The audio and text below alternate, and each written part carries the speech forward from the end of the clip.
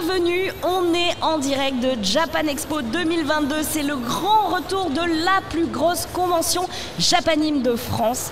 On l'attendait, la pandémie avait fait beaucoup de mal et ça y est, elle est de retour au parc des expositions de Villepinte et nous en profitons sur le toit de cet immense stand Crunchyroll, plusieurs centaines de mètres carrés. On aura largement le temps de vous décrire tout ce que vous pourrez y trouver. En tout cas, si vous n'avez pas pu vous déplacer à Japan Expo, eh bien on vous le fera vivre en direct. Et donc j'en profite pour faire mon émission mensuelle Popin Cross Crunchyroll avec le meilleur des meilleurs. Il nous vient du Japon en direct. David, comment ça va? Même moi j'ai fait 10 000 km tellement ça fait plaisir que Japan Expo soit de retour, tellement ça fait plaisir de pouvoir revoir plein de gens, toi y compris. Ça faisait des années qu'on s'était pas revus. Honnêtement, vrai, je saurais pas. Joe qui est là, évidemment la technique, vous voyez sa main gracieuse rentrer dans le champ. Ok, ça marche. Bah ouais, au moins 3-4 ans. Hein. Au moins. J'ai l'impression qu'il y a eu tellement une faille temporelle comme ça. Mais en fait, le Covid a vraiment mis un stop à tout. Ouais. Mais là, attends, je crois apercevoir Louis-San en cap. Ah, il est là-bas, ouais. Oh, vous aurez le temps de l'apercevoir puisqu'il va nous rejoindre Akatsuki. dans quelques temps. Il a une cape de l'Akatsuki. À mon avis, il se fait arrêter tous les 2 mètres. Louis, ça va être l'enfer. Déjà un train de live, 94%. Vous êtes les meilleurs. C'est vrai que ça faisait longtemps que j'étais pas revenu en live et quelle belle occasion de vous retrouver. Je vais essayer de prendre vos messages au fur et à mesure. Oh, je suis toute excitée. Bah ouais. Oh là là, et ça y est, j'ai 8 ans à nouveau.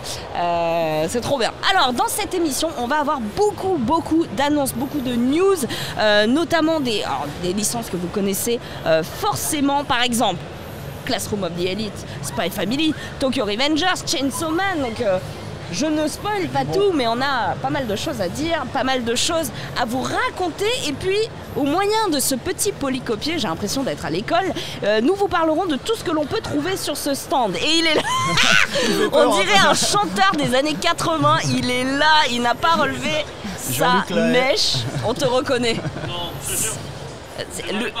Louis, on te reconnaît. Mais moi, je te connais. Il est là, il nous rejoint, je lui fais de la place. Attendez, je crois qu'il faut l'équiper. Joe, peut-être un micro? Ah, il a un micro là, on a un micro. Ah, mais il est bon, je vais me décaler. Alors, comment ça va? Funambule qui s'est réabonné. Oh là là, mais merci Ninjalex qui s'est subprime. Francus qui s'est sub Anumo, c'est son 20e mois. Nouveau, pardon, Bougrine le sang qui est dans le chat. C'est le chef des modos. Et il sera là pour rendre l'expérience plus agréable. Comment il va celui-là? Coucou, pardon, excuse-moi, ça va? Coucou. Ça va? Oh là là, ça y est, tu t'es relevé. Non, mais tu peux pas savoir, en fait, non mais dis pas trop. Moi je passe incognito complet, c'est trop bien. Alors c'est vrai que j'ai eu un doute Mais après je suis monté là, donc c'est pour ça que c'est facile. Mais tu vois, genre dans les allées, impossible. Parce qu'avec la cape, personne t'a reconnu? Personne m'a reconnu. Lunettes de soleil, masque et cap. Personne m'a reconnu. Mais attends, tu peux nous remontrer ces lunettes? Je montrerai pas justement. Elles sont horribles. Elles sont pas. Non, c'est moche. Elles sortent d'où ces lunettes? On a une petite anecdote? Non, je sais même pas d'où ça sort. Ça fait les lunettes achetées aux stations de ski? Ah, mais c'est dans les bureaux tabac? Je crois que c'est ça. Ouais, oui. C'est les années 80, mais moi j'aime bien du coup. Mais je te jure, moi je suis trop bien là, je suis trop content. Bon, je ne grille pas ton outfit, mais effectivement, si vous arrivez à reconnaître Louis-San, qu'est-ce qu'il gagne? Rien du tout, rien du tout. Sa reconnaissance et son respect, on va dire. Alors les amis, on est là pour Popin Cross Crunchyroll, c'est mon émission mensuelle et aujourd'hui on a pas mal de news. On va commencer direct avec un petit jingle, c'est parti.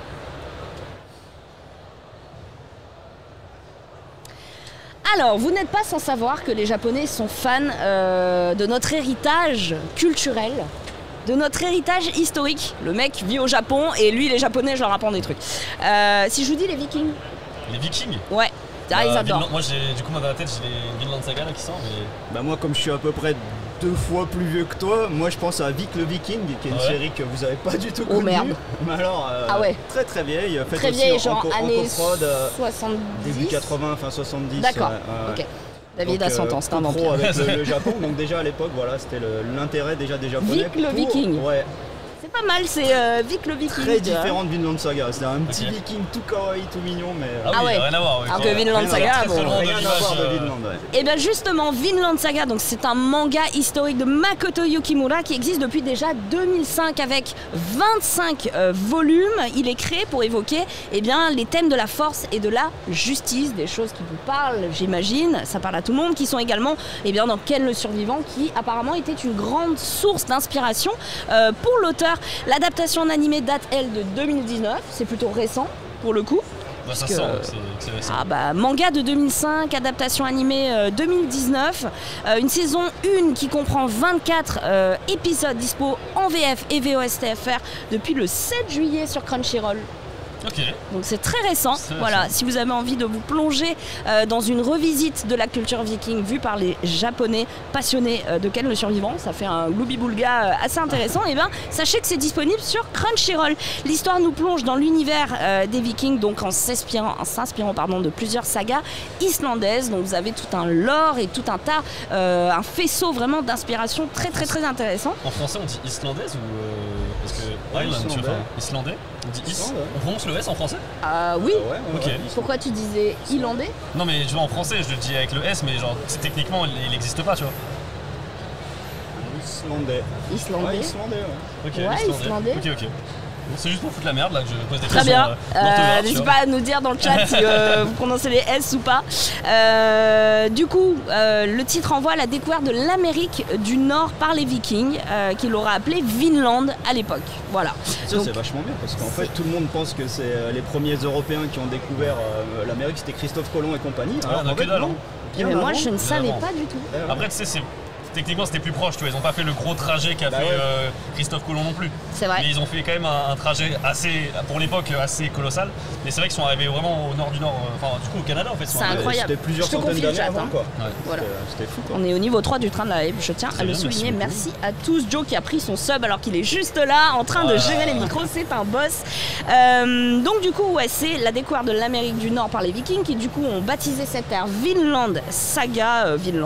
Vinland Saga, c'est l'histoire de cette découverte. Leif Erikson qui aurait fait donc cette découverte apparaît dans le manga qui mêle du coup l'histoire avec un grand H et la fantaisie et la fiction. Paul nous a mis avec un grand H au cœur de sa propre histoire, j'en suis fière de celle-là, on l'embrasse, merci pour l'aide à l'édito. C'est vraiment très cool, vous êtes client ou après un peu ça part un petit peu en couille, tu vois. Qui est pas que de la baston. C'est ça. J'allais vous dire, vous aimez plutôt l'histoire avec un grand H mais réécrite avec un peu de fiction? Ou beaucoup de fiction qui empruntent parfois des petits éléments historiques. J'aime les deux mais c'est pas pour les mêmes raisons tu vois. Ouais. Genre typiquement moi j'aime bien les postulats de base dans beaucoup de mangas et d'animés en ce moment. C'est t'essayes de justifier pourquoi il y a autant de disparitions au Japon. Parce qu'en fait il y a beaucoup de disparitions au Japon et ça c'est réel tu vois. Ouais. C'est des gens qui on sait pas où ils vont, enfin voilà. Okay. Et du coup on te crée un lore avec du coup dans Jutsu c'est en mode c'est les fléaux. Attends, il y a beaucoup de disparitions au Japon. En fait le truc c'est que si je me trompe hein. Mais en gros le fait est que déjà tu peux effacer tes dettes si tu restes 5 ans disparu au Japon. Et du coup t'as beaucoup de disparitions volontaires et en fait le truc c'est que quand quelqu'un se perd ou genre un adulte, tu vois, d'un coup il disparaît. Imagine un père de famille, tu vois. Qui disparaît. Il s'est pas juste barré avec sa maîtresse en disant qu'il allait acheter des clopes. Il a le droit de disparaître en fait au Japon. On n'a pas de recherche, la police n'a pas le droit de faire de recherche ou quoi. D'accord. C'est assez facile d'échapper à des dettes, de trucs comme ça. Genre tu déménages 3 ans, t'habites à Tokyo, tu déménages 3 ans, 5 ans à Fukuoka et t'es tranquille. Mais c'est 99% du temps que pour les dettes ou genre le mec peut se barrer avec sa maîtresse et... Non, il y a aussi les morts. C'est-à-dire qu'il y a aussi des gens, tu sais, on retrouve des corps dans les love hotels, on peut pas les identifier, bon bah... Voilà. Dans des love hotels, dis donc, ils sont morts de mort naturelle ou de... Non, mais en fait c'est très connu parce que dans les love hotels, tout est anonymisé. C'est l'endroit parfait pour aller faire un crime en fait. Bon maintenant ils commencent à mettre des caméras aux entrées mais à l'époque il n'y avait rien du tout. Et du coup tu nettoies ton love hotel et t'avais des cadavres. Ok.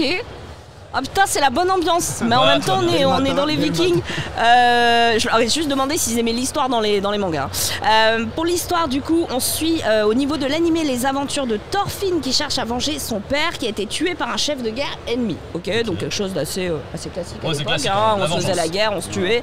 Et en plus de cette quête vengeresse, eh bien on a Thorfinn qui va enchaîner des missions périlleuses et qui sait, peut-être découvrira-t-il Vinland, cette terre incroyable découverte par ses ancêtres. 2017. Donc une première saison qui date de 2019, n'est-ce pas? Et une saison 2 qui est prévue pour janvier 2023 avec le studio MAPPA aux commandes. Sachez que le studio MAPPA est là, présent sur Japan Expo. Il va y avoir une conférence, des dédicaces, des rencontres. Donc ce sera le moment peut-être de leur poser toutes les bonnes questions. Ce sera la même équipe que la première saison. Donc c'est une bonne nouvelle. C'est une vraie reconnaissance, je trouve, de ce legs qu'ils ont fait. Voilà, donc une première saison qui avait été faite par Wit Studio et donc la même équipe avec MAPPA va travailler sur cette deuxième janvier 2023. C'est une belle news. MAPPA, c'est la garantie d'une animation de qualité. C'est vrai, et c'est incroyable. Studio MAPPA, là, c'est comme ça, jusqu'au soleil. Je lis un petit peu... On a un trailer et je lis le chat et on vous reprend juste après. Très loin d'ici, à l'ouest de notre île, par-delà la mer glaciale, il existe un pays formidable, nommé le Vinland. Très loin d'ici, à l'ouest de notre île, par-delà la mer glaciale, il existe un pays formidable, nommé le Vinland. C'est un endroit où la terre est fertile et où il fait chaud. Cette contrée est si éloignée qu'on n'y trouve ni marchands d'esclaves, ni feu de la guerre. Aucun des deux ne peut nous atteindre là-bas. Le fameux pays du Vinland.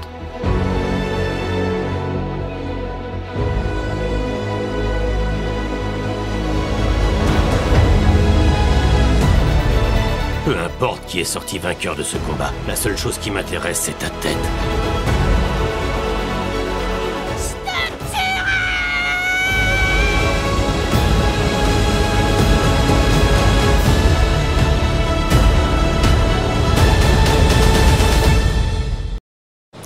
Eh bien, un très beau trailer. Ce sera l'occasion. Donc, petit rappel, saison 1 disponible depuis le 7 juillet sur la plateforme Crunchyroll en VF et VOSTFR. Un animé qui date de 2019, produit par Wit Studio. La même équipe travaille sur la saison 2 qui débarquera janvier 2023. Et ce sera MAPPA aux commandes. On continue et magnifique transition quand on parle d'héritage culturel, occidental. Est-ce que tu aimes les signes du zodiaque? Est-ce que... Putain, mais il allume, Runner, il m'énerve. Non, pas du tout. Est-ce que vous... Connaissez-vous la mythologie grecque? Alors, je n'ai pas vu tous les chevaliers du zodiaque. Je suis un peu passé à côté. Je n'ai pas vu Retour vers le futur non plus. What? Ouais. Oh là, ça y est, je me sens jugée ici. Est-ce que tu as jamais regardé genre la parodie alors, de Senseiya? J'ai pas regardé la parodie. Vous avez jamais vu sur YouTube? Mais attends, moi je sais plus le nom, mais le premier. Non mais c'est colossal comme truc. Mais sérieusement là? Ah non. Non là c'est comme vous disiez. Enfin non mais attends, c'est choquant. Ah là, le chat vous l'avez la parodie de Senseiya. Ah non, moi j'ai pas vu. Avec des acteurs réels. Non, pas avec des acteurs réels. C'est genre c'est juste. Merci pour le sub Make Dream Japan, son 20e mois. Non, j'ai pas vu. La série abrégée, voilà, la série abrégée, exactement. Merci beaucoup. Vous connaissez pas la série abrégée? C'est genre la méga série Kai, c'est genre tous les épisodes. J'en parle parce que franchement, non, pas du tout, c'est un truc parodique. Ok. C'est pas du tout en mode machin, c'est pas le truc qui est beau. C'est en vrai un truc purement parodique, tu vois. Mais moi, ça m'a fait découvrir à l'époque, genre Senseiya, tu vois. C'est ça qui t'a mis le pied à l'étrier. Ouais, du coup, c'est comme ça que j'ai découvert, tu vois. Parce que moi, mon frère collectionner tous les chevaliers. Okay. Je sais pas si vous avez un chevalier d'ailleurs préféré. Bah moi, vu mon âge, je l'ai vu enfant là. Tu vois, c'est une des séries qui m'a le plus marqué. Enfin, pour moi, c'est un des trucs qui m'a plongé dans le Japon, dans les animés. C'est énorme, Senseiya. Moi, le premier film Senseiya que j'ai vu, il faisait du roller et du karaoké. Ah là, t'as vu la série récente là, la saison. Du coup, j'étais un peu en mode, il regardait ça, mes darons. Non, rien à voir. C'était pas le mood de mes darons. C'est au-delà du mythique pour moi. Et tout le monde en parle comme une des plus grandes séries parce que c'était aussi les premiers jouets, les premiers. Il y a ça, mais il y a aussi, ils ont développé un truc qui était ouf à l'époque. C'était, comme on appelle l'arc du sanctuaire. Le côté, t'as un groupe qui va aller de maison en maison pour aller se taper, tu vois. Et ça avait déjà été un peu fait, mais là ça a vraiment été. Il a donné les codes carrés, tu vois. Carrés dans je pense que c'est Senseiya qui a plus développé le Neketsu. Ouais, le Neketsu, C'est-à-dire, je me prends une raclée, je me relève, je me reprends une plus grosse raclée, je suis en sang, je retombe, je me relève, et ça 5 fois. Mais je meurs pas, quoi. Les gens, ils voient ça dans Naruto, Dragon Ball, mais en fait, Senseiya avait déjà tout plié, tous les codes du Neketsu en 86, quoi. C'est incroyable. Il y avait des gros trucs, Et vraiment, tout le monde est en mode, vive Senseiya. Clairement, mais après, franchement, les émotions sont ouf, tu vois. Parce qu'en vrai, il y a un groupe ils ont aucune chance de gagner, tu vois, normalement. Ouais. Tu vois, ils sont, mais genre, ils abandonnent jamais. Mais ils abandonnent jamais, tu vois. Techniquement, genre à 5 contre 1, ils sont déjà à péter, et là ils sont à 5 versus 12, tu vois. Et il n'y a aucun. Enfin, bon, et ils ont des belles armures. Voilà, on va pas se mentir que ça aussi c'était canon. C'est des chevaliers qui se battent contre des chevaliers d'or qui sont les plus puissants de la Terre. C'est ça, tu vois, donc c'est vraiment. Je sais pas comment tu pourrais te décrire ça, genre différemment, c'est. T'as aucun. Enfin, c'est comme si je te donnais une raquette de tennis et je te dis. Va battre Nadal. Genre, c'est vraiment ça, quoi, tu vois. C'est exactement ça l'arc du sanctuaire. Ouais. Ah ouais, il y en a une centaine à Il y a des moments de bravoure qui sont incroyables. Enfin, j'ai chialé un nombre de fois incalculable devant un Senseiya, c'est magnifique. Et ça vieillit bien. Ouais.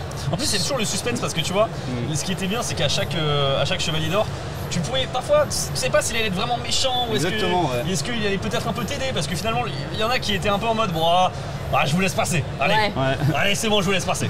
Ou alors il y en a d'autres, tu sais, ils ont pris genre une blessure, ils ont dit c'est bon, vous m'avez prouvé que vous étiez chaud, vous pouvez y aller à la suivante. Ah ouais. Et il y en avait par contre qui étaient complètement. Et il y en a d'autres, ça dure 15 épisodes. Ouais, ça dure, voilà, c'est en mode. Ah ouais, parce qu'ils donnaient tout quoi. Ah ouais, ils donnaient tout. Et puis il y en a le fameux chevalier du cancer, voilà, qui était.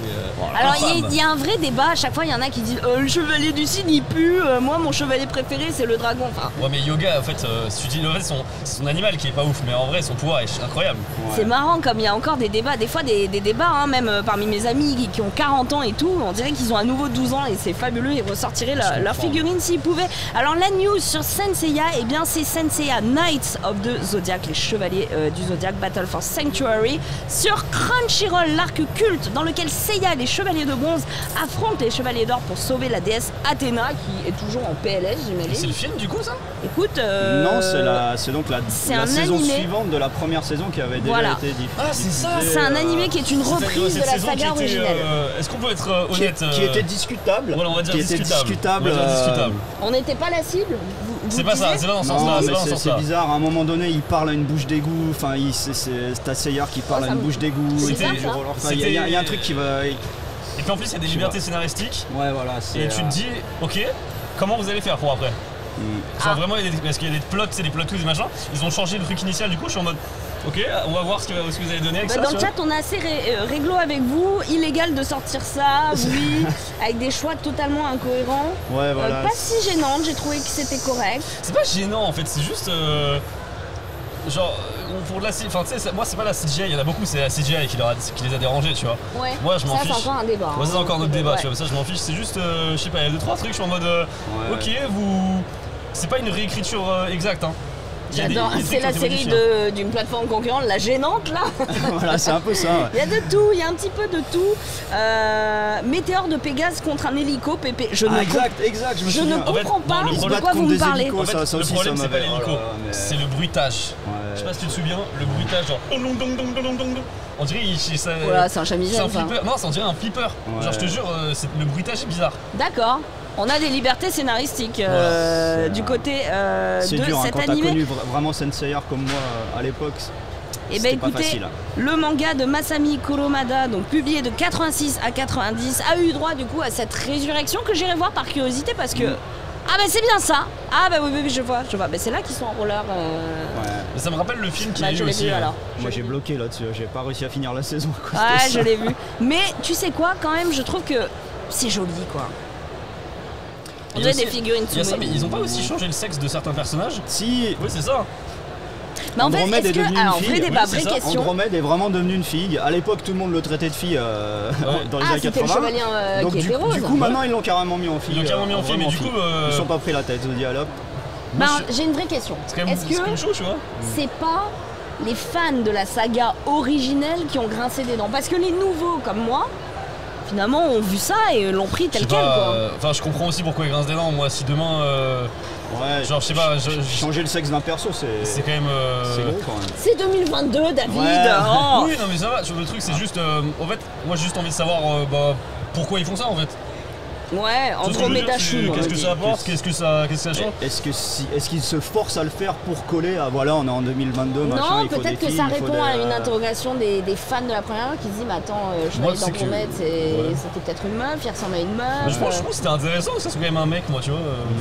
Ouais. Bah moi, tant pis, c'est contente qu'il y ait une fille au milieu. Parce que la seule meuf, c'est Athéna et il faut toujours la sauver, celle-là. C'est un peu. Voilà. On a un trailer, on va le regarder et on se retrouve juste derrière.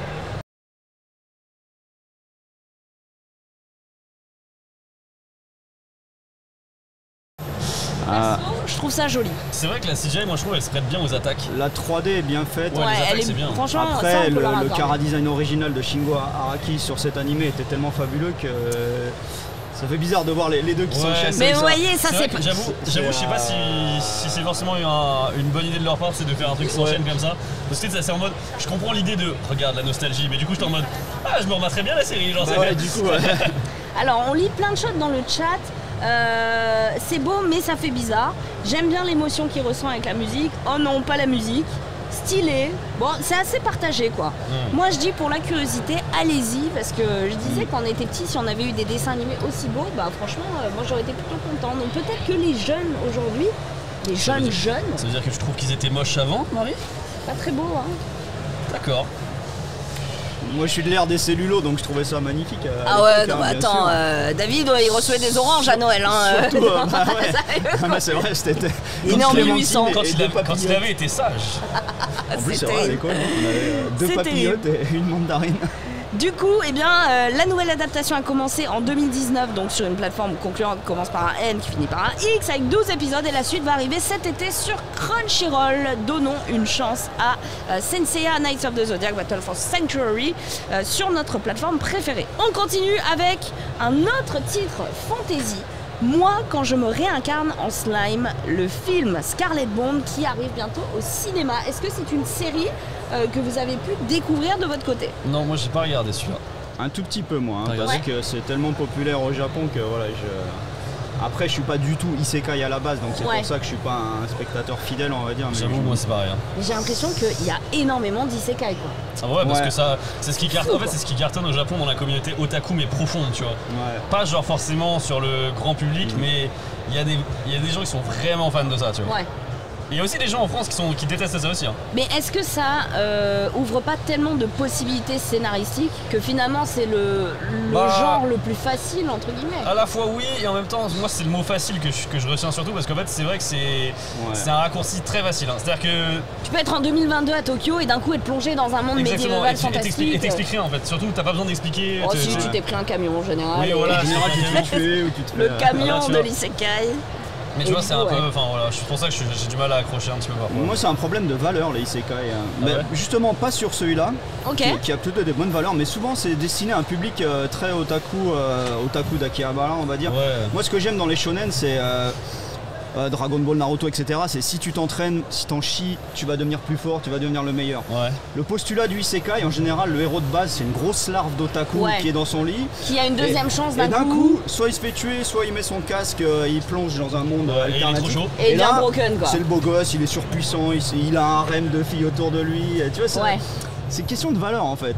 Ça véhicule pas des valeurs de. Voilà, si tu veux devenir le héros. Tu dois en chier si tu veux ton harem. Tu dois en baver, tu vois, comme dans Senseiya, tu vois. Ah ouais, là on n'en bave pas, juste on meurt quoi. Et là non, c'est pas ça. Mais celui-ci, il a plutôt des bonnes valeurs par rapport aux autres. Oui, parce qu'il se réincarne dans l'entité la plus nulle quoi. Ouais, et au fil de l'anime en fait, il cherche plutôt à créer un monde parfait, un monde de paix où les gens s'entendent.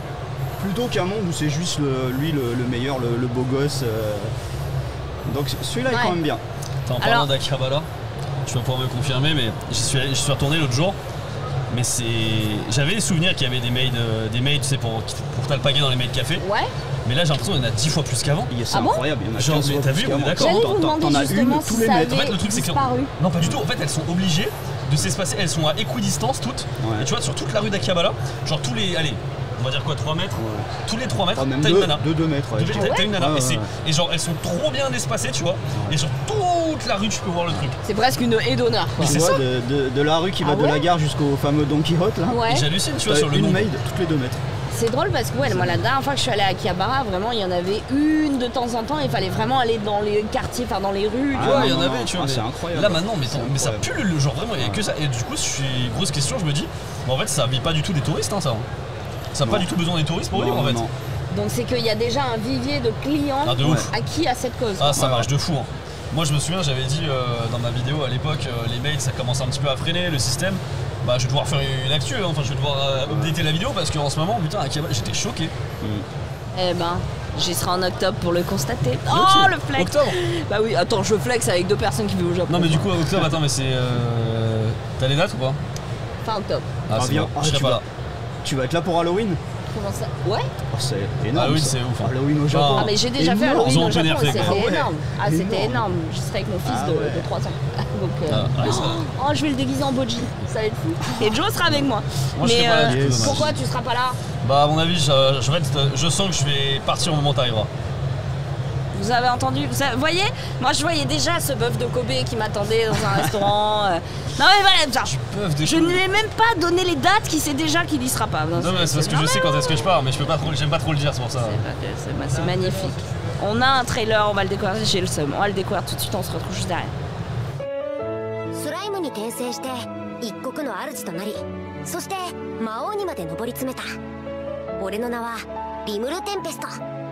テ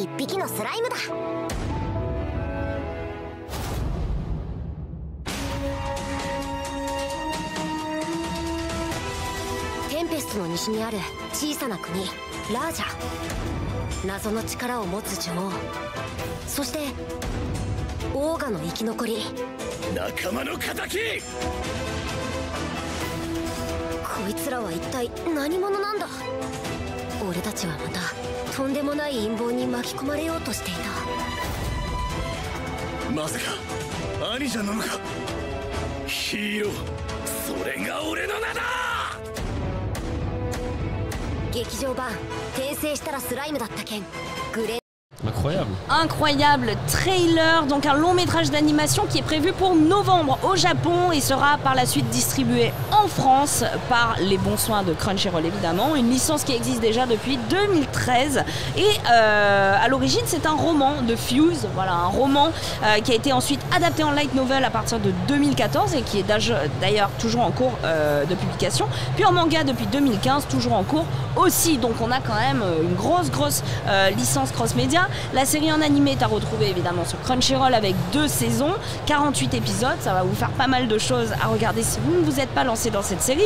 Et le film va se dérouler après la saison 2 de l'animé, donc c'est totalement canon.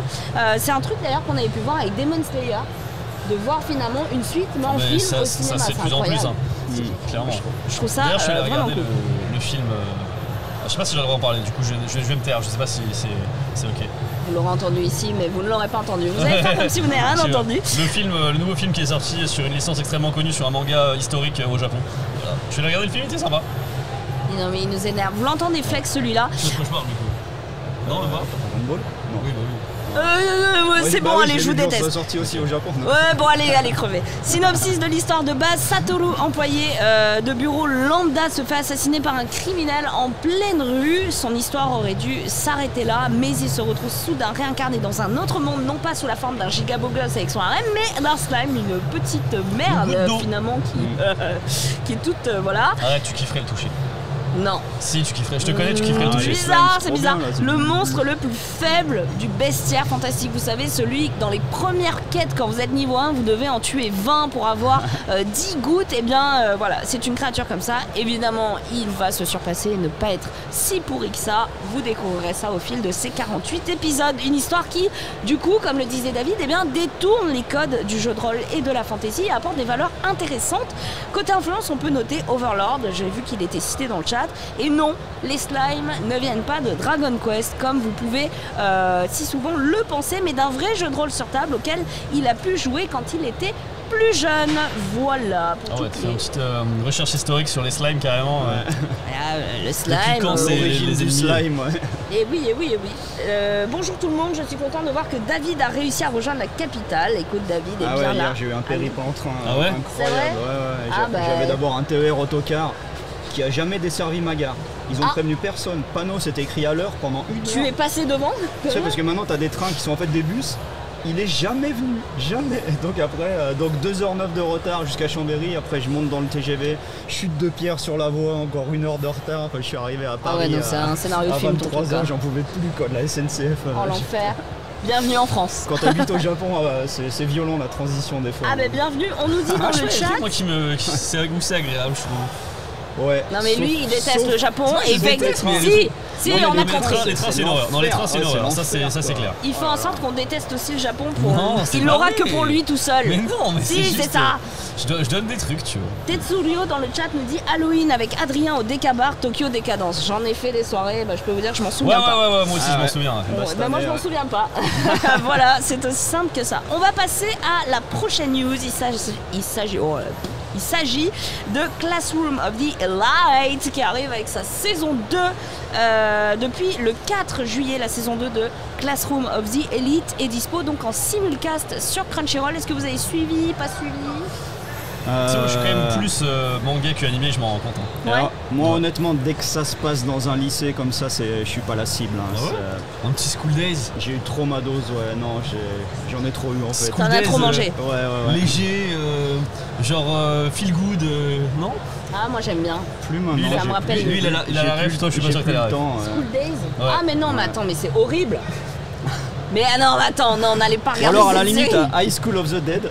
Ça, ouais, là, mais là, le titre le titre est évocateur. Voilà. School Days, jamais tu te dis qu'il va se passer ce qui va se passer. Ouais. Ah non, mais horrible quoi. C'est Bitel, on l'embrasse qui m'a fait découvrir ce truc. Ah ouais, je connaissais pas Non, je connaissais pas. Putain, quelle horreur. Alors, c'est basé du coup sur les light novels de Shogo Kinugasa et Sunsaku Tomose. La saison 1 est bien sûr dispo en entier sur Crunchyroll et la saison 3 a été officialisée pour 2023. Donc voilà, 3 saisons qui seront sur Crunchyroll. Les 2 premières le sont déjà. Côté histoire, on suit Kiyotaka qui intègre le lycée de Tokyo, celui où tous les élèves trouvent un travail une fois qu'ils sont reçus. C'est la garantie de réussir son avenir. C'est un peu pas qu'un travail, un bon travail parce que au Japon c'est le plein emploi. Au Japon, c'est un peu Constance pour Gossip Girl. Vous voyez, c'est vraiment le lycée. Au Japon, en France, ok, mais malheureusement au Japon. Non, là ils savent qu'ils vont trouver un taf parmi les huiles, quoi, les hautes sphères. La première fois au Japon, dans les facs et tout, il y a des recrutements 2 ans avant de finir ta fac, t'as déjà un boulot. Ouais. Mais c'est dans certaines facs, genre Gedai, des trucs comme ça. C'est pas un truc si rare que ça. C'est pas un truc si rare que ça. Après, par contre, je vais parler un petit peu dans la prochaine vidéo des prix dans les études, des études au Japon. Quand même, la France, c'est bien. Par contre, pour l'aspect financier, Attends, vas-y, petit questionnaire. À votre avis, ensemble des études de médecine au Japon, le prix en tant que résident sur le campus? Alors je me souviens d'une candidate de Teresa qui est en 6e année de médecine. Non, sur l'ensemble pour devenir de A à Z, tu vois. Elle était très très riche, genre très très riche. 15 000 euros. 15 000 euros. Non, je parle de l'ensemble de la scolarité, pas rare. C'est-à-dire l'internat. C'est genre 8 ans quoi. Médecine, l'ensemble de la scolarité de médecine pour devenir médecin au Japon, combien ça coûte si tu es résident? 100 000 euros. 25 000. Vous êtes très loin les gars. 300 000. 300 000 euros pour devenir médecin au Japon. Mais t'es sérieux? Je suis sérieux. Voilà, c'est quand t'es résident sur le campus. Mais si c'est pas résident, je crois que tu descends à 200 comme ça. Et ils gagnent bien leur vie après comme médecin? En fait, du coup, tu comprends qu'en fait, tous les médecins au Japon, si t'as pas une famille béton pour t'assurer, c'est impossible en fait. Ah ouais. C'est impossible. Ah ouais.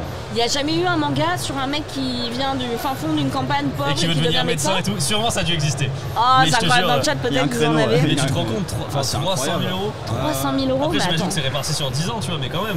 Après 300 000 euros finalement ce n'est qu'une année à Harvard, donc non mais ça se relativise. Ça pour ça la France c'est top, moi j'ai fait une fac de bio.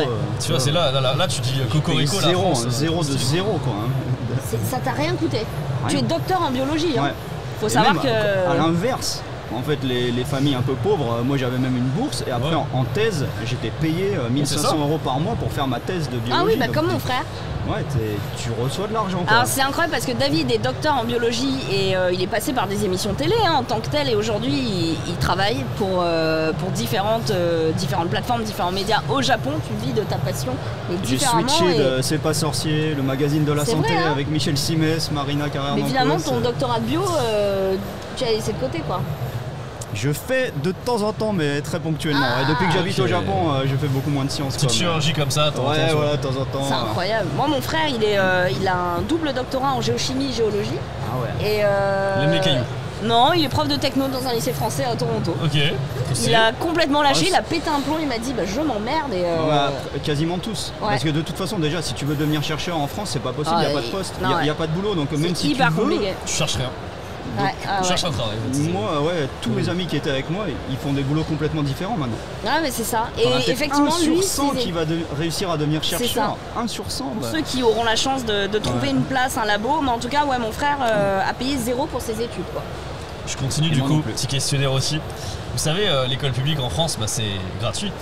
C'est vrai, oui. L'école publique au Japon, la primaire, la maternelle, c'est payant.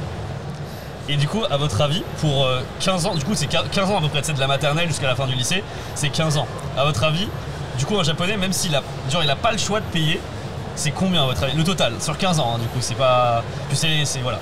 10 000 euros 10 000 euros 15 000 15 000 Je parle d'éducation publique, hein. Ouais, 40 000 euros. Oh, mais alors une école privée on fait x3. C'est 120 000 euros au total. J'étais en train de penser à... Pour ça qu'ils font plus de gosses après, voilà. Non mais tu vois, c'est en vrai... Ça encourage pas non plus. J'étais en train de penser à Kaguya-sama Love is War, que vous pourrez retrouver d'ailleurs sur Crunchyroll, qui sont dans une école de fous furieux, mais alors en fait si t'as pas d'argent, jamais tu peux être dans ces écoles. Bien sûr. Mais là je vous parle... Mais moi ce qui m'a choqué c'est que je vous parle d'école publique là. C'est pas l'école... Enfin, tu vois, c'est là où c'est choquant, mais en fait c'est plus la France qui fait figure d'exception dans le monde plutôt que le Japon finalement en fait. Mais tu sais que ça me fait relativiser plein de trucs parce que je pense à GTO, qui est donc Eikichi Onizuka, qui est professeur dans le lycée Kiso, qui est le plus grand lycée privé de Tokyo. Mais comment un mec pareil a pu rentrer là? Enfin tu vois, du coup tu repenses au scénario, tu dis l'argent de la drogue, ça n'aurait jamais pu, ça n'aurait jamais pu. Des activités un peu louches à côté, En tout cas, on revient sur Classroom of the Elite et du coup, il intègre ce lycée de Tokyo, celui où tous les élèves sont persuadés qu'ils trouveront un avenir en béton. Sauf qu'il lui va se retrouver dans la classe des phénomènes spéciaux, quoi. Ouais, la classe des cassos, ouais. La classe vraiment pas ouf. Et on va découvrir qu'en fait, tout repose sur un système de points, mais pas en mode Poudlard, genre 10 points pour bonne conduite, etc. Mais en mode, si t'as pas assez de points, faudra pas compter sur les autres pour le filer à bouffer, par exemple, quoi. On a un trailer et on se retrouve juste derrière.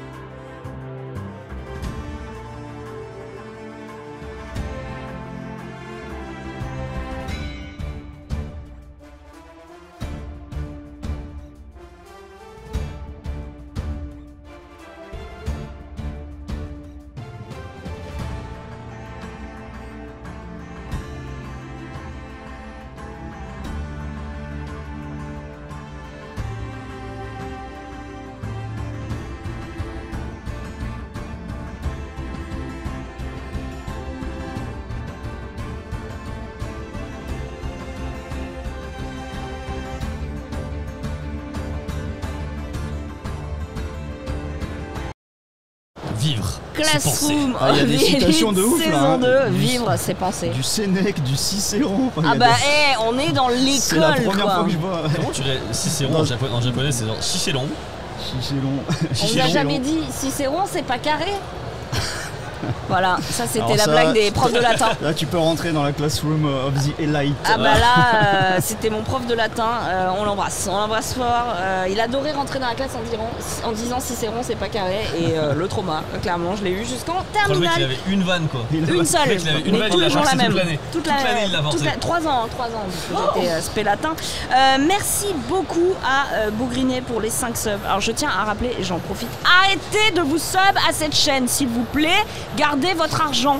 Je vous en prie, vraiment, merci beaucoup. Si vous voulez lâcher un sub Prime, parce que vous payez déjà Prime, il n'y a pas de souci, merci. Et s'il vous plaît, gardez votre argent et faites-vous plaisir et faites plaisir à vos proches. Je vous embrasse, merci énormément. Gardez vos sous. On continue avec... Putain, c'est pas un iPad, c'est un MacBook. Faut que j'arrête de toucher l'écran. Tout à l'heure, elle touche l'écran, elle flamme tout. Je dis rien, vous voyez juste mes yeux comme ça, tu sais. Laisse-moi être une vieille. Spy Family. Vous connaissez Spy Family? C'est une petite série. Ouais, ça. Tu sais que je suis animé blocked. En gros, j'ai commencé à regarder parce que ma meuf elle me disait ouais, j'ai pas envie de regarder. Et j'avais mal compris, en fait, elle voulait regarder aussi. Du coup, je me suis arrêté jusqu'à. Attends, rembobine. Elle a dit je veux pas regarder. Non, mais en mode, au début, en fait, j'ai cru comprendre qu'elle voulait pas regarder, tu vois. Mais c'était juste ce jour-là, elle voulait pas.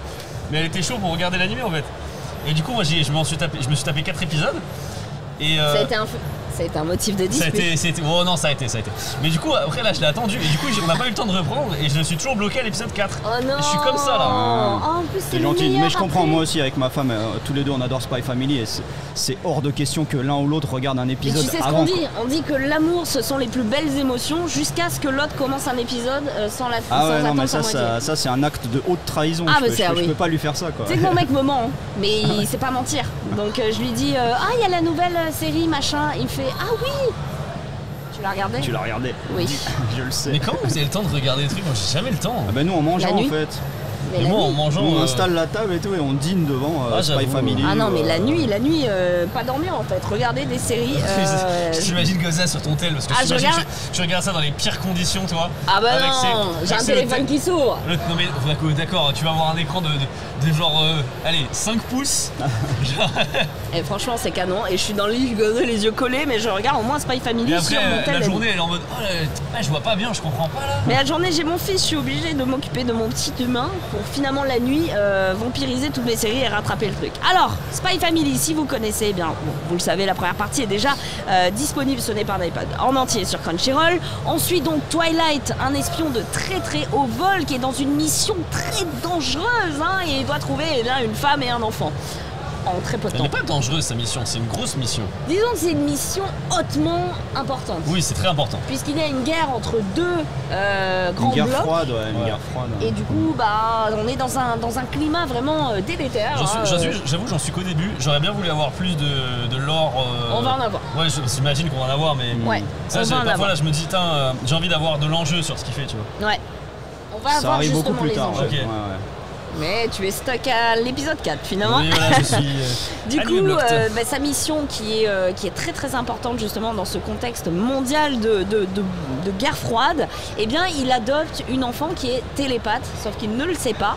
Donc la gamine sait que son père est un espion, et un espion de très très haut vol, et il se marie, en tout cas il trouve.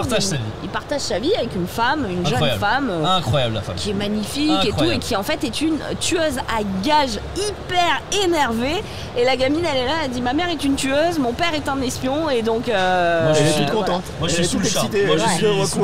Elle est très mignonne, tout est très mignon. Alors on rappelle vraiment, moi j'y tiens, la version française c'est vraiment quelque chose.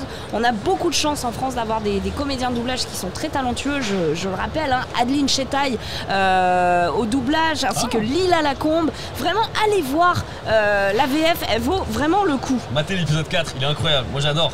Bah oui, parce que tu as pas vu le 5 non, mais, en fait. Non, mais le 4 il est incroyable, genre l'émotion et puis même la phrase qui balance au directeur, j'étais en mode oh. Le 5 est encore mieux. Non, le 5, je sais ce qui se passe dans le 5, je sais que le 5 c'est un truc un peu plus calme. Tu t'es spoil. Bah on m'a dit, je vois les tweets. Oh non, Joe me dit, on a un trailer, on se retrouve juste derrière.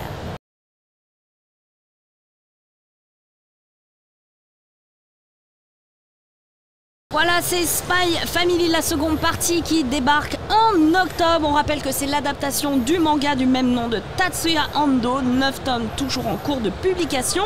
Voilà, n'hésitez pas à découvrir cette série. Pour moi, c'est un gros coup de cœur. Ouais, il est grave pour vous aussi. Ouais, j'avais fait d'ailleurs un reportage au Spy Family Café pour vous. Allez voir le précédent Popine avec David qui était allé à ce café. Le pancake de Anya Tourose, trop kawaii. Hyper mignon. Merci Louis, puisque tu vas devoir t'envoler vers d'autres horizons. Exactement. Planning très chargé sur. Ouais, forcément, Japan Expo, c'est ton axe. On va te retrouver sur des concerts. Là, j'ai un concert juste après, et après, je dois faire des dédicaces et tout. Alors, retrouvez Louis en dédicace, quel hall pour ceux qui regardent? C'est le truc Amazing Star, mais là pour l'instant, en fait, c'est globalement hors d'ordre de mes dédicaces et en dehors de mes plannings, je serai majoritairement sur le stand G061 Hall 4. Voilà. D'accord, G061 Hall 4 et vous pouvez retrouver sa collection Oni qui sera sur place. Surtout les t-shirts, parce que je t'avoue, c'était très lourd. Voilà. Ah bah oui. Et il y a un produit exclusif, je dis pas ce que c'est, il y a un produit exclusif que j'ai jamais vendu et qui est que à Japan. Voilà. Ah bah alors là c'est l'occasion de vous déplacer, venez nous voir sur le stand Crunchyroll. Bisous Louis, bonne convention. Yes, il s'envole vers d'autres cieux et reprendre son outfit d'inconnu. Je me réinstalle. C'est incroyable. Veux-tu te désaltérer Ça va. Ça se passe bien. Très bien, ça fait plaisir, on est bien là. Mais oui, on est bien. On n'a pas trop chaud, c'est impec. On est bien. On va continuer avec un autre manga d'ailleurs dont Louis parlait en off parce qu'il pensait que pour lui c'est un vrai isekai et il aime beaucoup, c'est Tokyo Revengers. Ah bah complet isekai, je veux dire le mec il se fait percuter par un train et il se retrouve dans un autre monde, c'est la définition de l'isekai quoi. Totalement isekai, moi je suis très très cliente du Kara Design. On rappelle que dans le dernier Pop-In tu avais fait une halte justement à plusieurs endroits qui mettaient en avant. Sur tous les goûts, voilà, je pense que tu avais bien apprécié les svastikas. Les svastikas. Les croix gammées, pas gammées, on le rappelle. Mais on le rappelle en 2022 et c'est bien de le rappeler parce que c'est comme ça que le travail de réhabilitation bien sûr sera fait. Mais ça prend du temps malheureusement. Alors côté synopsis, on a Takemichi Hanagaki qui est un peu un loser comme d'habitude dans les isekai, pas de vrai boulot, pas de copine. Il apprend que la seule meuf qu'il a eue dans sa vie a été tuée par un gang, vie de merde. Le lendemain, cette vie de merde continue, il tombe sur les rails dans une gare, mais au lieu de mourir, il se retrouve propulsé 12 ans en arrière, l'occasion de changer les choses. Alors il n'est pas dans un autre monde, il est juste 12 ans en arrière. C'est ça qui m'avait bloqué un peu, je m'y suis mis très tardivement parce que le mec il fait un time travel et il se retrouve en 2005. Pour moi c'était genre hier quoi, tu voyages dans le temps, t'essayes d'aller un peu plus loin mais 2005 c'était... Ah mais 2005 tu sais, si toi tu pouvais revenir dans ta vie en 2005, que faisais-tu en 2005 ? Ouais, je commençais ma carrière de journaliste scientifique, tu vois. Incroyable. J'avais quitté la recherche et j'étais en train d'apprendre le journalisme avec Fred et Jamy à C'est pas sorcier. Donc et si tu avais fait ce bond en 2005, est-ce que tu aurais fait tout ça ou tu serais direct allé au Japon ? Vraie question. La méga question. Il aurait fallu que je remonte beaucoup plus avant pour aller direct au Japon en fait. J'ai fait beaucoup trop d'études en vrai. J'aurais dû arrêter. Non mais si c'est à ce moment-là. 2005 j'aurais peut-être dû partir plus tôt, c'est vrai. Tu penses ? Tu ne serais pas l'homme que tu es aujourd'hui. Mais bon, on sait jamais, parce que c'est ça les isekai. Mais oui. Imagine, tu reviens dans le passé, tu modifies un truc, et ça change si ça se trouve, ta life, elle va être 15 000 fois plus pourrie en vrai. Si ça se trouve, tu serais pas marié, tu serais pas... Enfin, tu vois, il n'y aurait pas tout ça. Autant tu te dis, je pourrais changer des choses, mais autant en vrai, peut-être ta vie, elle sera bien pire. Donc, totalement. Moi, 2005, j'étais en seconde, donc pas de gros enjeux. Je décidais juste de la filière que j'allais faire. Quoi. Donc, la seconde, c'est chiant. C'était chiant la seconde. C'est relou, mais c'était tout un nouvel arc de ma vie. Le lycée, c'est... Quand t'es baigné de séries américaines, tu l'imagines. Mais là, eux, c'est carrément des collégiens, quoi. Ils remontent en 2005, collégiens, quoi. Et du coup, à l'origine, c'est un manga de Ken Wakui depuis 2017 avec 28 volumes toujours en cours, on le rappelle. La nouvelle est tombée, on va avoir droit à un manga spin-off sur Baji et Shifuyu. Voilà, donc pour les fans de la série, c'est plutôt très très cool. Deux membres Atus placés du Toman, un des gangs de Tokyo. Pardon, j'ai un problème avec mon micro. Voilà. Pour ce spin-off, Ken Wakui est à la supervision, quand bien même ce n'est pas lui qui va illustrer, mais c'est lui qui supervise, et l'animé original est à retrouver sur Crunchyroll. Du coup, la news, c'est que la suite de l'animé est prévue pour janvier 2023. Pas mal de choses en janvier. Ça m'étonne pas ce spin-off. Moi aussi, c'est ça qui m'a bloqué sur Revengers, c'est que Takemichi, là, il m'énerve en fait. Il manque de charisme en fait, le perso principal. Et t'as plein d'autres persos dans Tokyo Revengers qui ont 15 fois plus de charisme que lui, donc c'est pas surprenant qu'il y ait des spin-offs comme ça basés sur d'autres persos qui sont... Mais moi je trouve que même en termes de chara design, leur tenue et tout, il y a un vrai truc, j'ai pas ressenti ça depuis que je lis Jojo quoi. Ah ouais. Tu vois, ce côté avec les couvertures, le travail des tenues et tout, je trouve que c'est hyper appréciable quoi. On continue les news avec la deuxième partie de Chainsaw Man qui débarque. Alors, je vous rappelle rapidement. Attendez, on avait un trailer pour Tokyo Revengers, on n'avait pas de trailer. Tu m'arrêtes, tu me fais des grands gestes. Pour rembourser ses dettes, Denji, le jeune homme qui est donc le héros de Chainsaw Man, est dans la dèche la plus totale. Il est exploité en tant que Devil Hunter avec son chien démon tronçonneuse. Autant vous dire qu'il fait les missions. Chien démon tronçonneuse, ça j'adore ce truc là. J'ai vu des cosplayers. Hier, j'ai vu une belette scie sauteuse démon. Alors du coup, Pochita qui est hyper mignon, ce petit chien hyper mignon qui accompagne Denji. Et du coup, il y a une horrible trahison qui se produit et Denji se retrouve assassiné, trahi. Sa vie est en train de s'éteindre, sauf que son petit démon va lui proposer un pacte. et fusionner avec lui. Donc ça vraiment c'est le synopsis, il n'y a pas de spoil. Et du coup il va se transformer en créature surpuissante, berserker, avec une tronçonneuse qui sort de son crâne. C'est vraiment très très impressionnant, très visuel. Et du coup Denji est recruté par une organisation et part à la chasse de démons bien plus conséquents. J'imagine qu'il y aura une quête de vengeance, qu'il y aura tout un tas de choses qui vont venir alimenter l'histoire. Donc une deuxième partie de Chainsaw Man qui débarque. Le manga de Tatsuki Fujimoto va donc avoir sa suite. Il est publié dans le Shonen Jump Plus au Japon, on le rappelle. Première partie en 11 tomes disponible chez Kazé, un succès phénoménal. Énorme, ouais. Voilà, 780 000 volumes. Malgré la violence, moi c'est ça qui m'a bloqué un peu sur cette œuvre, c'est un tantinet violent on va dire, mais... Ouais, mais ça n'a pas arrêté les gens, bizarrement. Non, moi quand je demande, c'est la série la plus attendue par les gens sur Crunchyroll, donc ça fait très plaisir. Elle sera diffusée du coup sur la plateforme, et à la clôture de la première partie, le mangaka avait déclaré s'être pas mal laissé le champ libre en laissant des éléments un peu vagues pour faciliter la création de cette deuxième partie qu'on va pouvoir enfin découvrir. Donc ça me fait extrêmement plaisir. Perso très très fan de Fujimoto. Moi j'adore l'univers graphique en fait, tu vois là, ne serait-ce que sur cette image, tout le code couleur, le design, c'est magnifique quoi. Ouais, vraiment. On a un petit trailer et on se retrouve juste derrière. Nickel.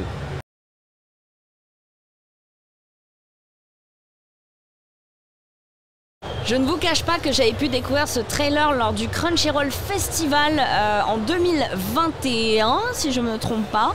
Et j'avais déjà eu les méga frissons. On ne savait pas si on allait pouvoir le diffuser pendant le festival. On a eu les autorisations et on l'a découvert en même temps que tout le monde. Et je suis restée bête quoi. Je me suis dit, putain, c'est violent, c'est sexy, c'est percutant. Ouais, c'est ça, c'est massacre à la tronçonneuse, mais en même temps, c'est beau, c'est magnifiquement animé. Hyper hypnotisant. Mappa, ils sont juste incroyables. Tout ce qu'ils font, c'est incroyable. Trop fort, justement. On reviendra sur la présence de Mappa à Japan Expo. On va vite continuer sur les news. On a Trigun Stampede qui débarque en 2023 et c'est Crunchyroll qui diffusera. C'est une très belle news. Nouvelle adaptation de Trigun pour les fans de la série. C'est le manga de Yasuhiro Naito qui était sorti en 3 volumes de 96 à 99. Il y a eu une suite, Trigun Maximum, entre 99 et 2009 en 14 volumes. C'est l'histoire de Vache de Stampede, un tireur légendaire doublé d'un pacifiste dont la tête est mise à prix. On avait eu une série animée en 98, un long métrage en 2010, donc c'est quand même une licence conséquente. Et cette nouvelle adaptation sortira en 2023. On a pu profiter il y a quelques jours d'un trailer. L'auteur est un grand fan de comics dans lesquels il a puisé son inspiration. Je vous laisse découvrir le trailer, j'imagine. Let's go!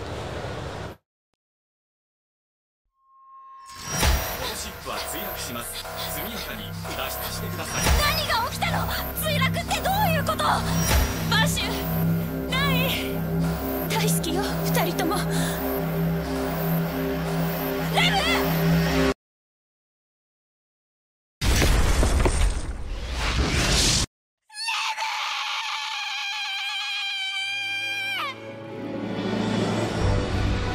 兄がいるんだ。ミリオンズ・ナイブス。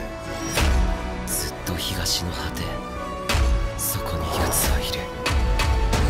バッシュ、お前は変わらない。口先だけの無双主義者だ。僕はもう誰も殺さない。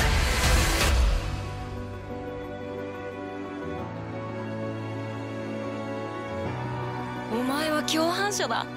そうだろう？バッシュ。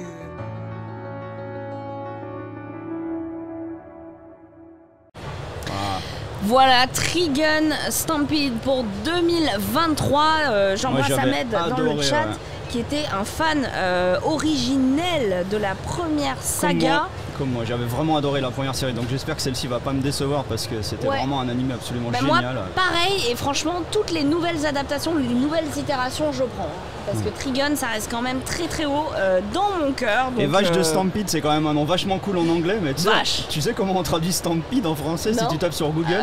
Non, pas les talons, la débandade. Parce qu'en fait, tu vois, c'est une cavalcade, une sorte de fuite, mais si tu tapes sur Google, donc tu dis, voilà, le héros il s'appelle Vache de Stampede, ça fait trop classe, mais tu dis Vache la débandade, tout de suite il a moins de charisme le gars. C'est moins ouf. On va rester sur Vache de Stampede, clairement, donc ça arrivera en 2023 sur Crunchyroll. On continue avec une autre grosse série, My Hero Academia, saison 6. A offert un nouveau trailer pour les fans, une nouvelle saison qui est prévue donc pour l'automne 2022.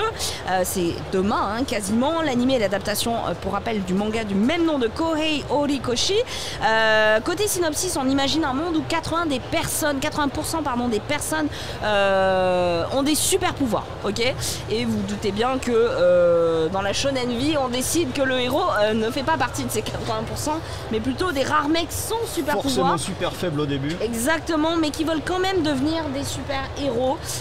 Donc ils partent de moins 1000, clairement. Lui, ça... super attachant le petit. Hyper attachant, début, puis au final ça va pas mal se présenter pour lui parce que Shonen Vie évidemment. Donc l'un des plus grands héros va lui filer ses pouvoirs. Le manga est toujours en cours depuis 2014 avec déjà 34 tomes et depuis 2016 on profite également de l'animé. Voilà, nouvelle... J'ai vu tous les épisodes, toutes les saisons, voilà. J'ai eu du mal à accrocher au début au chara design parce que voilà, c'est un peu trop moderne pour moi, mais en fait c'est vachement attachant, les persos sont bien, All Might est génial, le petit deck aussi. Ouais. Et alors juste un détail sur ça, je sais pas si t'as remarqué, le truc qui distingue le plus Hero Academia et ce héros là, Izuku, peut-être que personne n'a remarqué, par rapport à 99,9% des shonen, le petit, eh ben il a sa mère en fait. C'est vrai. Il y a sa mère dans le animé. Or, le postulat de base de 99% des héros de shonen, c'est qu'ils sont orphelins. Ouais, c'est vrai. Alors après, des fois, t'as le père qui peut débarquer au bout de 153 épisodes, un truc comme ça, tu vois. Le mec revient, mais, il vivait la vie. À la base, quasiment tous les héros de shonen sont orphelins. Mais là, dans Hero Academia, non, le petit deck, il habite chez lui avec sa mère. Et moi, c'est ça qui m'a marqué. C'est Sacha du Bourg-Palette, quoi. Sauf que sa mère l'a dit, tu prends un sac à dos et tu traces. Tu dégages. Tu as chassé les créatures là. Super attachante, adorable. Non, c'est vrai que c'est intéressant que tu le dises. Alors je vois la hype pour MHA est incroyable. Effectivement, pour les grands fans, je pense forcément à Bitel, évidemment, qui est un des plus grands fans de la première heure de My Hero Academia. On l'embrasse, vous le retrouvez d'ailleurs sur Japan Expo. On continue. Non, on a un trailer. On a un trailer. Quand même, ouais.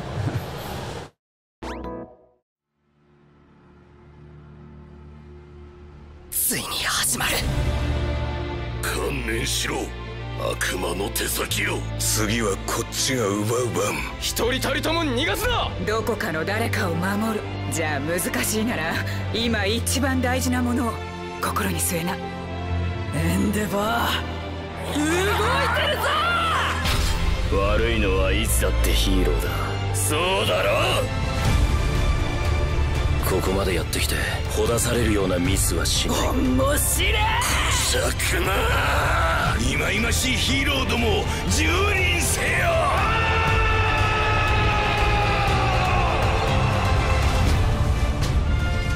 これは出しちゃいけねえ。何を差し置いても。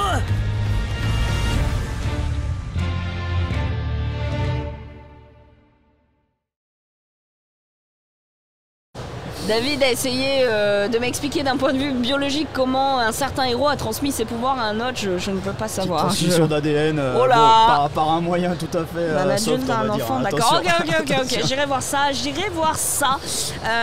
donc voilà, saison 6 qui offre un nouveau trailer, ce sera évidemment cet automne de cette année. Sur Crunchyroll. On continue puisqu'il y a deux OAV centrés sur la Hero League Baseball. On en avait parlé dans un précédent Popin qui vont être diffusés en avant-première sur Japan Expo. Ce sera sur la scène Yuzu. Marie, je te coupe. On a oublié un petit truc sur MHA. On a oublié ça. Ah. Mais oui. Oui, bah c'est ça dont on est en train de parler. Ouais. Je suis en train de le dire. Excuse-moi, désolé, on est raccord. Ce sera donc sur la scène Yuzu demain à 13h30. Ne ratez pas ça, les deux OAV exclusives qui vont être diffusées donc en avant-première. On verra les deux équipes de héros dirigées par Gang, Orca et Shishido s'affronter en finale de la Ligue de baseball amateur mise en place par les héros. On rappelle que la première annonce avait été faite sous forme de poisson d'avril. On ne savait pas trop quelle était la teneur, le sérieux. Et ben regardez, ils on va vraiment vraiment fait. Ils l'ont vraiment fait. Ouais, et ce sera sur Japan Expo, Senyuzu, 13h30 demain. On continue puisque toujours sur Japan Expo, il y aura le studio Mappa, qui est donc sur Chainsaw Man, qui était sur l'attaque des Titans, Jujutsu Kaisen. Ils ont fait le film Jujutsu Kaisen 0. En ce moment, ils sont omniprésents, quoi. C'est incroyable. Ils sont omniprésents et en même temps, quand tu vois l'animation, t'es plutôt ravi qu'il y ait le tampon Mappa dessus. Alors Crunchyroll a décidé de faire venir 3 invités exceptionnels sur Japan Expo. Ils viennent du studio Mappa tout droit du Japon pour répondre à vos questions. La conférence aura lieu samedi à 10h45 sur la scène. Yuzu, Hiroshi Seko, Manabu Otsuka et Makoto Kimura, producteur, président, scénariste. Incroyable. Franchement, ouais, c'est rare d'avoir les 3 là comme ça réunis juste pour vous. Totalement. Puis en plus, encore une fois, on rappelle, c'est un contexte de post-pandémie, il y a encore des cas de Covid, etc. Ils acceptent de venir en France, de se déplacer dans ce festival qui fait son grand retour. C'est vraiment une chance hors du commun, donc vraiment venez les voir. Pour rappel, encore une fois, la conférence aura lieu samedi à 10h45 sur la scène Yuzu. Des séances de dédicaces sont évidemment prévues. Pour la conférence, les invités reviendront notamment sur l'adaptation de l'attaque des Titans. Parlons également de Chainsaw Man qu'on attend pour cette année. Et vous retrouvez le stand Crunchyroll à Japan Expo jusqu'à dimanche. Je rappelle, on est dessus avec beaucoup d'activités, des cadeaux et une boutique. Donc voilà, c'est un très très gros rendez-vous. Vous ne pouvez pas passer à côté de ça si vous en avez la possibilité. Superbe le design de ces affiches. Incroyable. Celle de Chainsaw Man, je la veux en poster. On nous dit dans le chat, ça n'a pas blagué cette année la Japan, ça n'a pas blagué Crunchyroll. Et pourtant c'est vrai que c'est difficile pour les Japonais de venir cette année, c'est vraiment pas facile. En plus avec les vols qui sont détournés parce qu'on peut plus passer au-dessus de la Russie, c'est une grosse galère. C'est vraiment une très grosse galère, donc ils ont accepté le périple, vraiment quand je vous dis le périple, voilà, c'est beaucoup de contraintes, ils sont acceptés avec beaucoup de ferveur pour vous rencontrer. Vous ne devez pas manquer ça, Senyuzu, dimanche 10h45, samedi, Senyuzu 10h45. On continue avec une autre annonce et franchement c'est de la bombe, c'est Blue Lock, on en avait parlé, Blue Lock qui est une des meilleures séries du moment, on va pas se mentir. Eh bien l'épisode de l'animé sera diffusé ce dimanche en exclusivité de 14h à 14h30, toujours sur cette même scène Yuzu. C'est incroyable, côté histoire on s'en était parlé, on plonge dans le centre de formation Blue Lock qui rassemble les 300 meilleurs attaquants lycéens du pays. Le but du coach est de trouver The Attaquant, l'attaquant ultime pour l'équipe de football du Japon. Donc pour ça notre héros Yoichi va devoir oublier le jeu collectif et devenir très très très individuel. De Battle Royale version foot totalement, avec 300 attaquants. Le sport de haut niveau finalement. Mais c'est en train de monter vraiment en flèche et tu sais comment je le vois en fait. Ma femme Tomomi, elle est graphic designer en fait. D'accord. Elle fait des goods, des jouets de gachapon, des badges et tout pour toutes les séries les plus populaires. Oh, incroyable. Donc elle reçoit plein de commandes. Et en fonction de ce qu'elle reçoit, moi je sais qu'elle... C'est-à-dire que par exemple pendant 1 an et demi, on lui a fait que du Demon Slayer. Ah bah oui. C'était incroyable. Après que du Jujutsu Kaisen. Et là en ce moment, elle est en train de bosser sur des goodies Blue Lock. Parce que c'est vraiment en train de monter en flèche au Japon. C'est incroyable, c'est incroyable. Le manga est un délire déjà et donc l'épisode 1 de l'adaptation animée sera diffusé en exclusivité. Sinon vous pourrez le retrouver quelques mois après sur Crunchyroll. Mais en tout cas si vous voulez découvrir ce nouveau premier épisode, eh bien ce sera en avant-première à Japan Expo sur la scène Yuzu ce dimanche 14h, 14h30. On a un trailer, nous dit-on, on regarde.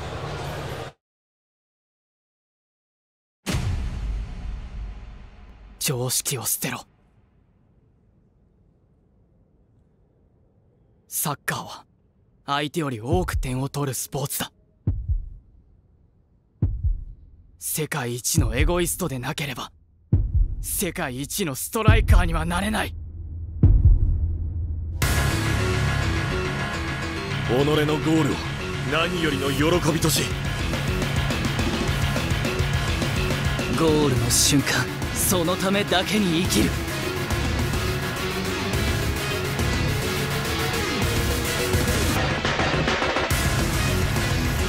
それがストライカーでしょ。俺はこのブルーロックで生まれ変わる。世界一のストライカーになるのは俺だ。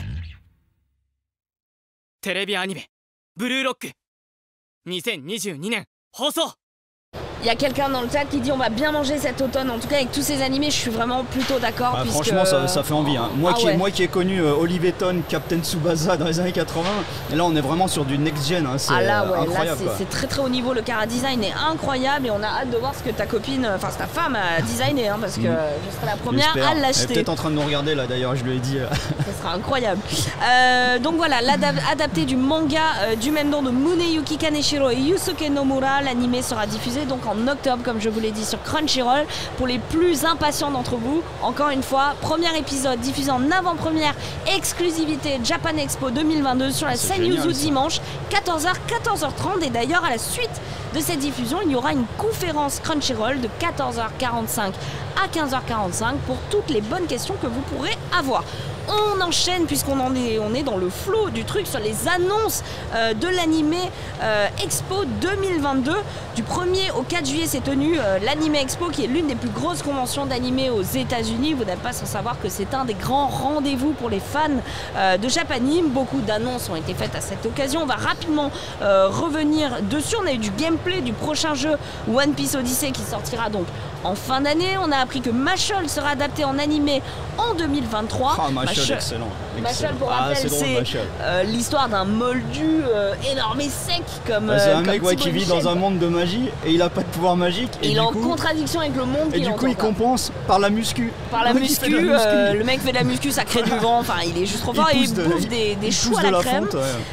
L'animé, alors attendez. Alors là, moi j'ai eu une syncope quand je l'ai vu. L'animé de Solo Leveling a aussi été annoncé. Enfin, il sera diffusé sur Crunchyroll en 2023. Si ça, c'est pas de l'annonce, je sais pas ce que c'est.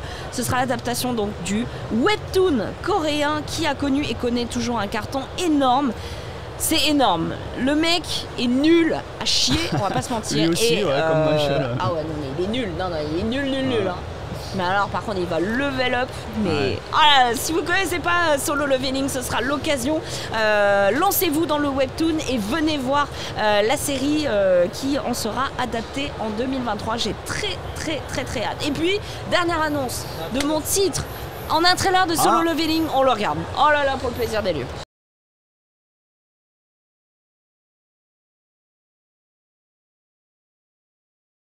Solo Leveling, la plus grosse annonce selon moi, ça fait envie, ça fait très envie. Par contre, une grosse annonce aussi, on peut pas passer à côté, c'est un de mes mangas préférés, je pense, all time et animé aussi, c'est Slam Dunk qui aura donc droit à un nouveau film. J'imagine que tu en as entendu parler beaucoup bien au sûr, Japon.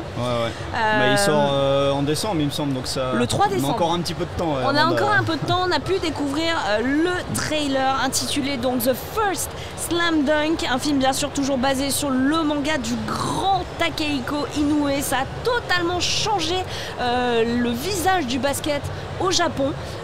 Faut savoir que ça a vraiment bouleversé les Japonais en termes de sport qui n'avaient que le sumo et le baseball, grosso modo, et le basket est arrivé comme ça en pleine face de tous les Japonais qui sont tombés amoureux de cette série. Donc voilà, je suis très contente. On a un petit trailer. On n'a pas de trailer, dommage. Mais vous avez ce visuel. Voir un trailer. Tu l'as pas vu? Non, pas encore. On le regardera tout à l'heure, tous les deux. Mais forcément, c'est une des plus grosses séries de mon enfance, donc je suis très contente. Je voyais Boucrinet dans le chat qui demandait quelle finalement était la plus grosse annonce, celle que vous avez préférée, mais il y a tellement de choses. Cette année, il y a trop de trucs. Il y a juste trop de trucs. Il y a trop de trucs, quoi. Moi, j'avoue, Trigun, celui qui m'intrigue le plus. Trigun Stampede. Incroyable. Tellement j'ai adoré, je dirais celle-ci, La suite de My Hero Academia. Non, franchement, il y a beaucoup de choses. Spy Family. Spy Family, mais ouais. Ah non, c'est cool. Trigun et Senseiya par curiosité. Parce que c'est l'arc du sanctuaire. Mais Complètement. Alors rapidement, avant de passer au jeu concours, il nous reste combien de temps? Il nous reste 5 minutes. Je vais tracer mes morts, ça va être un speedrun. Crunchyroll Japan Expo 2022. On le rappelle, c'est plusieurs centaines de mètres carrés de stands où vous pourrez vous délecter de plusieurs activités autour de vos séries préférées. Je vous garantis que c'est la folie. Je vois un parcours Ninja Warrior. Genre vraiment, il y a des gens qui escaladent des trucs. Honnêtement, le stand, il est même du niveau égal, voire supérieur événements qu'il y a au Japon. Mais tu sais que j'ai fait Anime Japan, j'ai fait Nico Nico, Tokaigi, Shokaigi et tout. Je te jure que là, le stand, c'est totalement de ce level-là. C'est vraiment, ça fait hyper parce plaisir. Que même au Japon, il n'y a pas forcément ça. Donc ah non, c'est clair. Là, on a le quartier des plaisirs qui a été refait. On a un stand Jujutsu Kaisen, un stand Attaque des Titans. Il y a Mashal aussi. Ah ouais, c'est insane. On est situé Hall 5A, emplacement A146. Hall 5. De toute façon, Hall 5, vous pouvez pas nous rater, hein. On est vraiment juste les plus gros. Un stand de 400 mètres carrés avec une mezzanine sur laquelle on se trouve. Merci encore Crunchyroll de nous permettre de faire cette émission mensuelle et de nous accueillir ici en direct. Le Wi-Fi incroyable, c'est une dinguerie. C'est la première fois que je vois ça. Ah ouais, un Wi-Fi qui marche à Japan Expo, ça fait plaisir. Le stand est divisé, comme je vous l'ai dit, en 10 zones, 8 pièces dédiées chacune à une licence avec une boutique. Les animations, vous vivrez les expériences Crunchyroll à mes côtés à partir de 17h30 puisque je vais avoir l'opportunité d'avoir le stand rien qu'à moi pour vous faire découvrir tout ça si vous n'avez pas pu vous déplacer jusqu'à Paris. On a notamment l'attaque des titans avec un trampoline élastique, du saut en trampoline pour reproduire l'entraînement à l'équipement tridimensionnel. Petit cadeau, chaque participant repart avec un patch thermocollant en forme d'écusson du bataillon d'exploration parce que c'est ça aussi. Chaque stand vous propose un goodie, c'est génial. On a Spy Family, l'Escape Game. Tentez de remporter votre Stella, un escape game où les gens essaieront de passer une journée type à l'école Eden. Et croyez-moi, si vous n'êtes pas élégant, vous n'y arriverez pas. Il y aura 5 mini-jeux en mode leçon d'art plastique, leçon de maths, etc. Et vous pourrez repartir avec un pins en forme de Stella. Demon Slayer, le photocall au quartier des plaisirs. Vous avez Jujutsu Kaisen, réveil dans l'antre de l'exorcisme. Promised Neverland avec une exposition magnifique qui vous plongera dans l'univers du manga. Plusieurs œuvres aussi seront mises à l'honneur, dont Miroir, dont je vous avais parlé, qui retrace la vie de Gabrielle Chanel. Vous pourrez découvrir tout ça sur le stand de The Promised Neverland. Vous avez Mashal, le parcours d'entraînement, puisque la magie... pour faire de la muscu, là-bas, je vois les gens. C'est peut-être le meilleur stand de trucs, parce que la magie c'est bien, mais quand vous en avez pas, il faut trouver autre chose. Et donc la faire force... 2-3 tractions, là, aller chez Mashal. Ah, c'est fou, hein. Donc parcours de force et d'agilité style Ninja Warrior, et vous pourrez repartir avec une planche de stickers Mashal. Et alors l'un des plus grands stands qui à mon avis va attirer le plus de monde, c'est Dan Dadan. Vous croyez aux extraterrestres ou aux fantômes? Eh bien sachez que vous pourrez vous retrouver au stand Dan Dadan avec une expo qui comprend notamment un truc un peu géant. Ça c'est pareil, hein, c'est en train de monter en flèche, mais comme ça au Japon. Ouf, hein. Je le vois pareil, hein, ma femme qui fait des goodies Dan Dadan à tour de bras. C'est insane. Ça va être un succès colossal dans les années à venir. 2 mètres de haut, 1,2 mètres de large. On peut tourner les pages de ce manga géant Dan Dadan qui vous attend sur le stand. On a également Kaiju numéro 8 avec un stand de tir. La chasse au Kaiju est ouverte. Et la boutique... Bah oui, parce qu'on est là pour dépenser aussi. La boutique où vous trouverez les dernières nouveautés Kazé, manga, DVD, Blu-ray ainsi que des t-shirts exclusifs autour des licences que vous aimez comme Chainsaw Man, Spy Family, Tokyo Revengers, Mob Psycho 100 ou encore Ranking of Kings. Et dès 20 € d'achat, vous participez à une grande loterie qui vous permettra de gagner des cadeaux, porte-clés, t-shirts, figurines et bien plus encore. Le concept, eh bien, c'est une roue numérique qui a été créée sur le site Dreamify et donc vous participez des 20 € d'achat à cette grande loterie. 15 € d'achat par exemple, c'est une chance de tourner la roue, 30 € d'achat, 2 chances de tourner la roue, etc.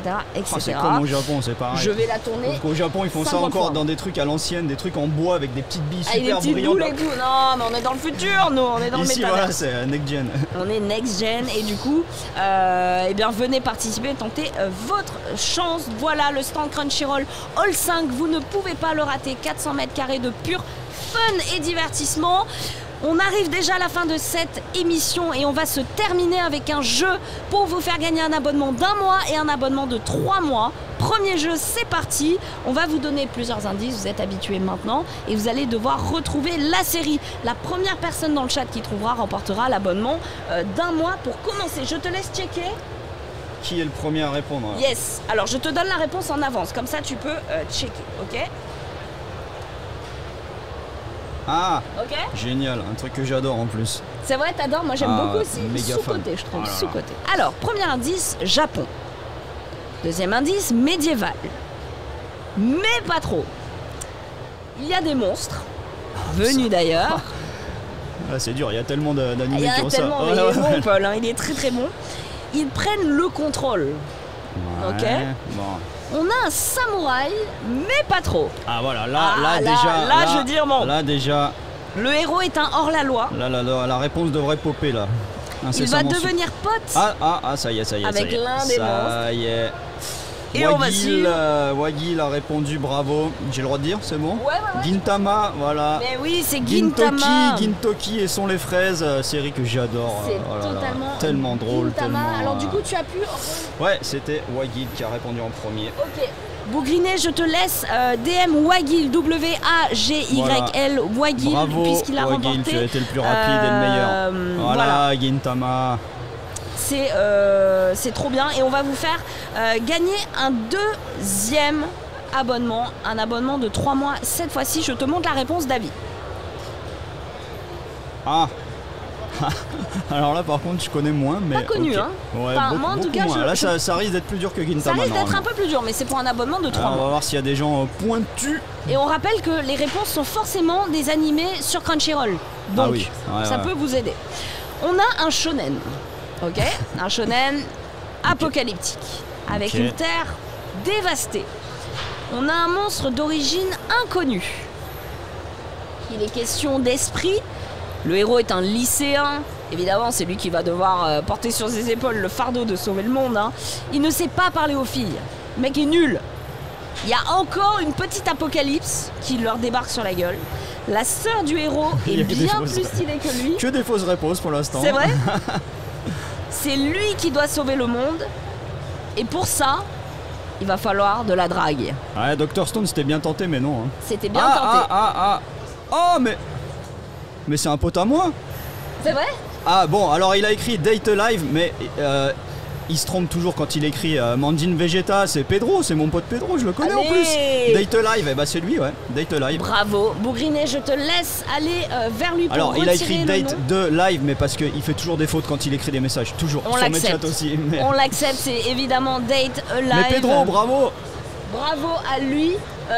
On va retirer vos noms et vous recevrez donc un abonnement donc de 3 mois pour Pedro et un abonnement d'1 mois pour Wagil. Bravo à vous, c'est déjà la fin de cette émission. Il est midi 2, nous avons dépassé de 2 minutes, c'est un scandale. Pour rappel, Sen Yuzu, c'est votre lieu de rendez-vous en dehors du stand de Crunchyroll sur Japan Expo, puisqu'ils seront diffusés l'épisode en exclusivité en avant-première de Blue Lock dimanche 14h30 suivi d'une conférence. Vous aurez également la conférence avec Mappa sur Japan Expo. Vous aurez, franchement il y a tellement de choses, c'est incroyable. Ouais, j'ai hâte de tout découvrir. Il y a trop de choses. Vous avez sur les réseaux sociaux de toute façon de Crunchyroll toutes les bonnes choses à suivre si vous avez l'occasion de venir sur Japan Expo 2022. Quant à nous, on va se retrouver tout au long de cette journée pour des lives IRL et à 17h30 je vous fais découvrir l'entièreté du stand pour vous faire vivre l'expérience Crunchyroll à Japan Expo. Il est temps de vous faire des bisous, de te remercier moi la David. Prochaine fois je vous retrouverai depuis le Japon, hein. Je rentre la semaine prochaine à Tokyo donc... On le rappelle, David c'est Osu Tokyo exclusive, il se balade dans Tokyo pour vous ramener le meilleur du meilleur de tout ce que vous voulez avoir dans vos tiroirs qui va prendre la poussière. Beaucoup d'events à venir, hein, ça reprend, donc cette année il va y avoir le World Cosplay Summit, le Comic-Con qui recommence, voilà, plein d'events énormes. Plein d'events qu'on aura l'occasion de découvrir dans Popin, votre rendez-vous mensuel chaque fin de mois. On fait le point sur toutes les bonnes news de Crunchyroll. Sur ce, on vous fait de gros bisous, je vous dis à tout à l'heure, restez bien connectés sur les réseaux sociaux pour avoir toutes les horaires. Je vous embrasse, merci Crunchyroll, merci Japan Expo, à tout à l'heure.